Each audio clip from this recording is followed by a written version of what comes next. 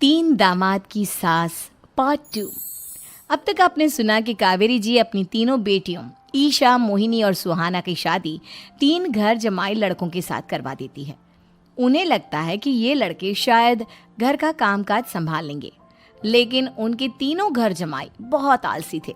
वो नौकरी भी नहीं करते थे और बाहर का काम भी नहीं।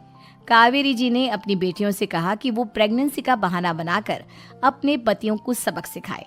अब सुनिए आगे। मम्मी, आपने जैसा कहा था हमने वैसा ही किया, लेकिन देखिए ना, विवेक का हाल तो वैसा का वैसा ही है। घर में ना सुबह का नाश्ता बनता है और ना खाना। नौकरी पर जाने की बात करूं तो खाने को दौड़ते हैं मुझे। हाँ मम्मी, मैंने भी सुमित को कितनी बार कहा कि अगर नौकरी नहीं करनी तो कोई छोटी सी दुकान ही खोल लो, घर का खर्चा कैसे चलेगा। देखो दोपहर के 12 बजने आए और जनाब अभी तक सो रहे हैं। हाँ मम्मी, ईशा और सुहाना ठीक कहती हैं। अविनाश का भी यही हाल है। जब मैंने अपनी प्रेगनेंसी के बारे में कहा तो मुझसे कहने लगा, अरे दूसरी लड़कियां तो 9-9 महीने तक नौकरी करती है, बस डिलीवरी के टाइम छुट्टी लेती है। मोहिनी, तुम भी नौकरी करो। अब मुझे कहाँ नौकरी मिलेगी। मम्मी बताओ अब मैं क्या करूँ। हे भगवान, क्या सोचकर घर जमाई दामाद लाई थी मैं कि मेरी बेटियां मेरे पास रहेंगी और खुश रहेंगी, लेकिन इन आलसी दामादों ने तो हमारी जिंदगी को भी प्रॉब्लम में डाल दिया है। मैं तो कहती हूँ मम्मी, हम लोग वापस अपनी जॉब पर जाना शुरू कर देते हैं। बता देते हैं इन लोगों को कि हमने प्रेगनेंसी का बहाना किया है। नहीं नहीं बेटा, ऐसी गलती भी मत करना। अगर तुमने ऐसा किया तो इन तीनों की आदत और ख़राब हो जाएगी। अरे आज नहीं तो कल कभी तो तुम प्रेग्नेंट होगी, तब वापस यही प्रॉब्लम आएगी। तब क्या करोगी तुम तीनों। हाँ मम्मी, आपकी बात तो बिल्कुल सही है। इन लोगों को तो सुधारना ही पड़ेगा। लेकिन कैसे? अपने बच्चों के आने की खबर सुनकर भी इन लोगों पर कोई असर नहीं हो रहा। पैसे कमाने के लिए घर से बाहर निकलना ही नहीं चाहते ये तीनों। अब मेरे दिमाग में एक प्लान आया है। तुम तीनों चिंता मत करो, उन तीनों को बुलाओ, फिर मैं बात करती हूँ। थोड़ी देर बाद कावेरी जी अपने तीनों दामादों को सामने बुलाकर अपनी बात कहना शुरू करती हैं। अविनाश, सुमित और विवेक, देखो बेटा, मैं ना तुम तीनों से बड़ा प्यार करती हूँ, इसीलिए तो तुम्हें घर जमाई बना कर रखा है मैंने। अरे मम्मी जी, सीधे सीधे कहिए ना, क्या बात है। प्यार तो हम भी आपको बहुत करते हैं। अरे मम्मी जी, आपकी इज्जत भी बहुत करते हैं। अरे भाई, आपके जैसी सास और कमाने वाली बीवी सबको मिलती है क्या? हाँ मम्मी, विवेक और सुमित ठीक कह रहे हैं। आपकी बेटी से शादी करके मेरी तो ज़िंदगी ही अच्छी हो गई है।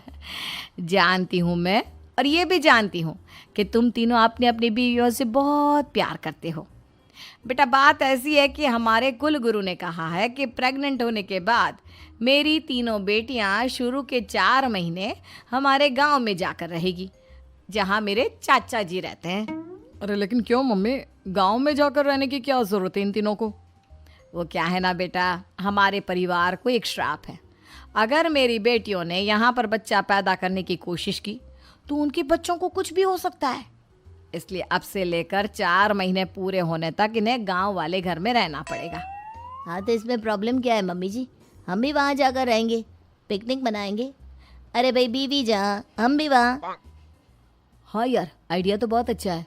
शहर की ज़िंदगी में रह रहकर परेशान हो चुके हैं, अब कुछ दिन गांव में बिताएंगे। तुम लोग समझने की कोशिश क्यों नहीं करते। तुम में से कोई भी वहाँ नहीं जा सकता, और मैं यहाँ रहूँगी ना तुम तीनों के साथ।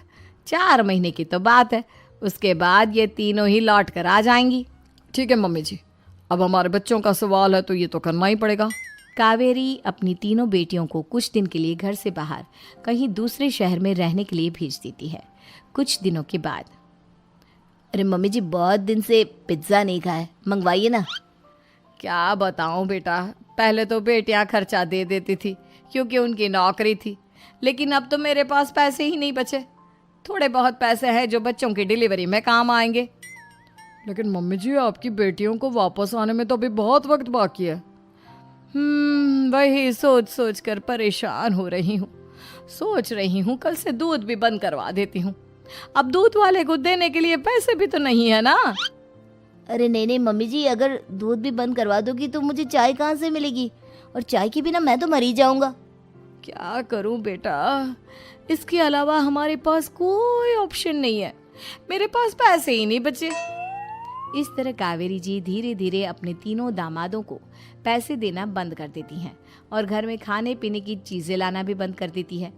अब वो तीनों बुरी तरह से परेशान होने लगे थे और इसलिए एक दिन तीनों प्लान करके घर से बाहर निकलते हैं और बाजार में जाने के बाद यार अच्छा खाना खाए हुए कितने दिन हो गए, पता नहीं कब अच्छा खाना मिलेगा। हमारी बीवियों के जाने के बाद तो हमारी हालत भिखारियों जैसी हो गई है यार। कुछ भी हो, मुझे तो आज पिज्ज़ा खाना ही खाना है। जेब में 1 रुपया नहीं और पिज्जा खाएगा, कहाँ से आएंगे पैसे? अरे देख वहाँ सामने बोर्ड पर क्या लिखा हुआ है, कंप्यूटर पर काम करने के लिए एक आदमी की आवश्यकता है। भाई मैं तो जा रहा हूँ, काम करूँगा और शाम तक पैसे लाकर आराम से पिज्ज़ा खाऊंगा। जा जा, तुझे कोई काम नहीं देने वाला, हम तो घर जा रहे हैं। चल भाई सुमित। सुमित और अविनाश वहाँ से चले जाते हैं और विवेक उस कंप्यूटर शॉप पर सारा दिन काम करके 5,000 रुपये कमा कर घर लौट कर आता है और अपने खाने के लिए अच्छी अच्छी चीज़ें भी लेकर आता है। ये देखकर विवेक और सुमित के दिल में भी कुछ पैसे कमाने की इच्छा जागती है। अरे सुबह सुबह कहाँ चल दिए तुम? मम्मी जी एक बहुत अच्छी जगह मिली है, कंप्यूटर पर काम करने के 5,000 मिले थे कल मुझे। अगर रोज़ काम करूँगा तो पूरे 40,000 की तनख्वाह। अरे वाह, ये तो बहुत अच्छी बात है दामाद जी, आपको जाना ही चाहिए। सुमित और अविनाश विवेक को इस तरह तरक्की करते देखकर परेशान हो जाते हैं और वो दोनों भी काम की तलाश में निकल पड़ते हैं। धीरे धीरे उन दोनों को भी काम मिल जाता है। अब कावेरी के तीनों दामाद छोटी मोटी नौकरी करके अच्छा पैसा कमाने लगे थे। एक दिन कावेरी उन्हें अपने पास बुलाती हैं। अरे वाह, विवेक 40,000 कमा लेता है, अविनाश 60,000 और सुमित तुम भी 40,000 के आसपास कमा ही लेते हो।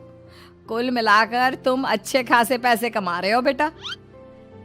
हाँ मम्मी जी, बहुत मज़ा आता है जब महीने के एंड में मोटी रकम हाथ में आती है। पूछिए मत मम्मी जी, घर में रहकर रोटी बना बना कर और तो जैसा महसूस होने लगा था मुझे तो। हाँ बेटा, तुम तीनों की बात तो बिल्कुल ठीक है और जानते हो अब तुम तीनों की पत्नियां भी वापस लौट कर आने वाली है। लेकिन मम्मी जी अभी तो उन्हें गए सिर्फ 2 महीने हुए हैं, आपने तो कहा था वो 4 महीने के बाद लौट कर आएंगी। ऐसा कुछ नहीं है बेटा, मैं सिर्फ तुम तीनों को सबक सिखाना चाहती थी कि आदमी घर में बैठकर बीवी की कमाई खाता हुआ अच्छा नहीं लगता। इस दुनिया में हर इंसान को मेहनत करनी चाहिए, काम करना चाहिए, चाहे वो औरत हो या आदमी, ताकि अपने परिवार को संभाल सके। कावेरी की बात सुनकर उन तीनों को अपनी गलती का एहसास होता है और कावेरी उन्हें सच बता देती है कि ईशा, सुहाना और मोहिनी शहर में ही कहीं दूसरी जगह रह रहे थे।